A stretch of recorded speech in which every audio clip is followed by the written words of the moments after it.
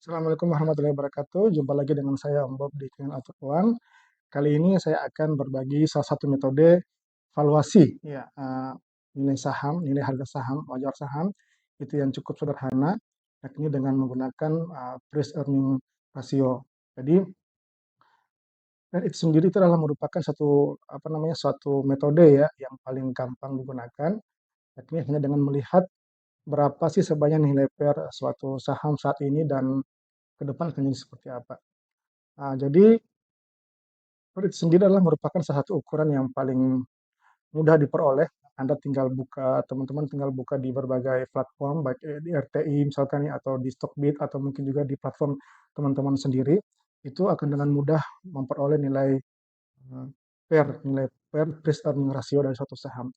Nah, bagi teman-teman mungkin yang baru mulai di saham, jadi PER ini adalah merupakan satu rasio yang paling banyak digunakan oleh para analis untuk melihat apakah satu saham itu murah atau tidak. Nah, PER ini adalah termasuk dalam salah satu metode valuasi yang sifatnya relatif ya. Artinya dia tidak mutlak karena dia harus dibandingkan dengan nilai PER sektornya atau nilai PER dengan uh, beberapa perusahaan yang sifatnya satu bidang. Nah, kemudian PER itu sendiri itu ya, selain untuk melihat untuk membandingkan apakah satu saham itu cukup murah dibandingkan dengan saham yang sejenis, itu juga PR itu juga bisa dipakai untuk melihat harga wajar saham itu berapa sih sebenarnya gitu ya, secara fundamental. Nah, jadi untuk kali ini itu saya akan coba share kita akan coba belajar bersama bagaimana cara menghitung nilai wajar suatu saham dengan menggunakan metode PR ini. Oke, jadi untuk langkah awal agar kita bisa menghitung atau kita bisa menggunakan PR untuk menghitung nilai harga saham itu adalah kita membentuk kita perlu beberapa komponen ya. Yang pertama adalah nilai earning per share. Jadi nilai earning per share itu adalah merupakan nilai uh, net income dibagi dengan jumlah saham beredar. Ini pun ada di beberapa platform yang sekuritas yang bawaan. Jadi kita bisa dengan gampang memperoleh nilai EPS. Nah, untuk EPS di sini saya menggunakan nilai EPS-nya TTM. Jadi TTM itu adalah trailing 12 months ya. Jadi trailing ya ini kalau saya artikan dalam bahasa Inggris trailing 12 month ya. Nah, itu TTM artinya. Jadi itu artinya adalah nilai EPS selama 4 kuartal terakhir tanpa dibedakan per tahun. Itu. Kenapa nggak pakai yang annualize ya? Jadi dia bedanya antara TTM dengan yang EPS TTM dan EPS annual itu adalah kalau EPS TTM itu adalah dia menghitung berapa nilai EPS selama 4 kuartal terakhir. Jadi misalkan hari ini di kuartal 3, dia akan menghitung kuartal 3 2023 sampai kuartal 4 2022. Itu apa namanya itu TTM. Kalau annualize itu artinya nilai EPS yang disetahunkan. Nah, jadi kalau bedanya adalah kalau tadi yang TTM kita di kuartal 3 kita menghitung berapa EPS sampai kuartal 4, kalau untuk EPS annualize itu kita adalah menghitung berapa nilai EPS di tahun 2023 saja. Sehingga nanti kalau misalnya kita akan menghitung berapa EPS tahun 2023 full year dengan menggunakan nilai EPS tahun 2023 kuartal 3 ini gitu. Itu bedanya ya antara TTM dengan annualize. Nah, kenapa saya menggunakan TTM? Itu karena kalau TTM karena dia menangkap berapa rata-rata pergerakan nilai EPS per kuartalnya sehingga dia menangkap harga realnya, bukan harga proyeksinya gitu. Ya, jadi kenapa saya menggunakan TTM bukan annualize? Karena TTM merupakan merupakan EPS yang sudah real, bukan lagi EPS yang sifatnya proyeksi. Seperti itu gitu. Jadi itu yang pertama kita butuhkan adalah nilai EPS yang TTM-nya 12 salah ya, 12 ya 12 months. Kemudian kita juga butuh nilai min pair, jadi nilai rata-rata pair. Ini pun TTM. Dan kemudian kita akan menghitung dengan kita ketahuinya dua informasi ini, EPS dan min pairnya secara TTM, kita akan bisa menghitung berapa harga wajar TTM-nya. Ya, dengan cara yang paling gampang aja, dengan cara mengalihkan berapa nilai EPS-nya dikalikan dengan nilai min-nya, akan diperoleh nilai harga wajar TTM-nya. Kemudian kita lihat berapa harga saat ini gitu. Harga saat ini berapa? Ya, misalkan kita dapatnya harga wajarnya katakanlah 1.000, kemudian harga saat ini katakanlah cuma 900, berarti ada diskon 10%. Nah, itu cara yang fair, bagaimana kita menggunakan fair untuk menghitung nilai wajar suatu saham. Sangat gampang, sangat mudah, cuma memang kalau di awal itu emang agak perlu pembiasaan ya, gitu. Itu adalah konsepnya. Nah, sekarang kita coba berlatih, kita coba hitung, kita kasih contoh bagaimana cara menghitung harga wajar saham, katakanlah untuk saham Telkom ya, saham Telkom kita akan coba hitung.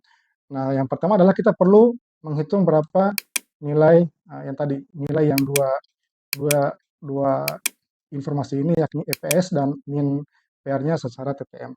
Nah, untuk memperoleh dua informasi ini, saya menggunakan aplikasi Stockbit ya, yang paling umum digunakan adalah saya menggunakan Stockbit. Kita coba, misalkan katakanlah untuk saham Telkom ya, tinggal cari saham Telkom. Nah, saham Telkom kita dapatkan, langsung ke mana ini? Langsung ke bagian di sini, bagian key state-nya ini, bagian key stat-nya gitu. Itu. Nah, di sini akan diperoleh nilai berapa nilai yang ini. Ini current EPS-nya TTM. Ini current EPS TTM itu sebesar 238,95. Ini kita copy saja, kita copy ke sini. Kita copy ke sini. Nah, ini. Nah, untuk yang ini, untuk yang min per TTM itu, ya, itu kita akan gunakan sama masih Stockbit ya. Kita akan gunakan di menu pilihan di Funda Chart. Di Funda Chart ini. Nah, kita akan browse isi dulu. Kita akan tambahkan berapa indikator yang ada di sini. Kita tambahkan dulu browse. Nah, di sini di valuation. Kemudian di sini Anda memilih yang ini, yang PE Standard Deviation Band.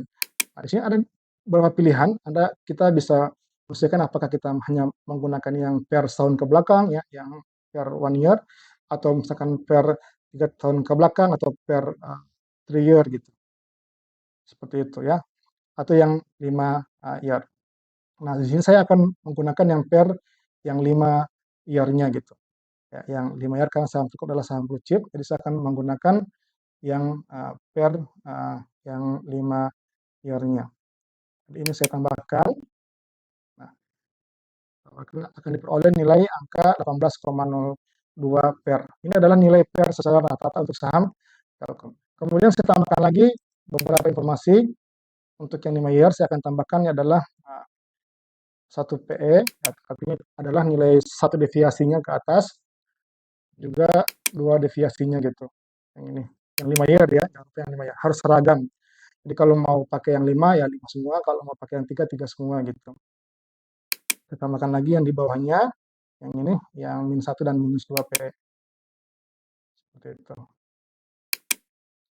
Oke, -2 PE. Oke. Nah, dengan begini, dengan setelah kita peroleh angka seperti ini, maka kita akan peroleh nilai nilai rata-rata, ya, rata-rata untuk PR-nya itu adalah ini, ya, yang warna merah muda ini. Telkom min PE standar adalah sebesar 18,02. Nah, harga hari ini, harga penutupan kemarin itu waktu hari Jumat kemarin itu adalah dia di bawah PE standar min PR-nya, bahkan di bawah dari min per kurang satu deviasinya gitu. Ya, ini di 12,96 gitu. Artinya kalau anggaplah gitu ya, kita akan kita akan mengambil acuan per ini adalah sebagai acuan target harga normalnya saham Telkom, maka kita akan masukkan nilai min-nya itu adalah sebesar 18,02 2, sehingga diperoleh nilai harga wajar Telkom dengan itu adalah sebesar ini dikalikan dengan nilainya. Mana? Ini bisa ya? Enggak, sama dengan ini dikali. Ya, diperoleh nilai wajar sebesar Rp4.300. Oke, nah sedangkan untuk melihat diskonnya yang kita bandingkan dengan harga saat ini. Jadi harga saham Telkom hari ini kan ditutup di harga 3.550 Jumat kemarin ya. Tinggal kita lihat makanya sebagai 3.550, maka ini akan ada diskon sebesar 17% ya. Ada diskon 17%. Jadi artinya harga harga saham Telkom hari ini itu adalah 17% lebih rendah dibandingkan dengan harga wajarnya dengan menggunakan pendekatan nilai PER. Artinya kalau kita beli harga Telkom saat ini, kita ada potensi memperoleh harga maksimal sampai di harga 4.300 kalau kita menghendaki nilai PER-nya sebesar 15,02. Nah, itu yang paling gampang ya. Jadi ini adalah salah satu metode yang saya gunakan untuk mencari beberapa saham-saham yang terdiskon atau di bawah harga wajarnya. Nah, tentunya penggunaan nilai PER ini itu harus hati-hati. Artinya tidak bisa dipakai di semua saham. Kita harus pandai-pandai memilih, jangan saham-saham yang sifatnya fluktuatif. Hari ini rugi, tahun depan untung, kemudian tahun depan rugi lagi. Jangan. Kita harus pastikan saham-saham itu adalah saham-saham yang memiliki kondisi fundamental yang baik, kemudian dia sudah stabil, artinya dia tidak fluktuatif labanya itu. Jadi itu adalah beberapa hal yang saya bisa share untuk hari ini terkait dengan bagaimana menggunakan nilai metode PER ya untuk menghitung nilai wajar suatu saham. Semoga dengan sharing kali ini itu bermanfaat bagi teman-teman semua, dan jangan lupa untuk mendukung channel ini, saya mohon dukungannya berupa like and subscribe. Terima kasih. Assalamualaikum warahmatullahi wabarakatuh.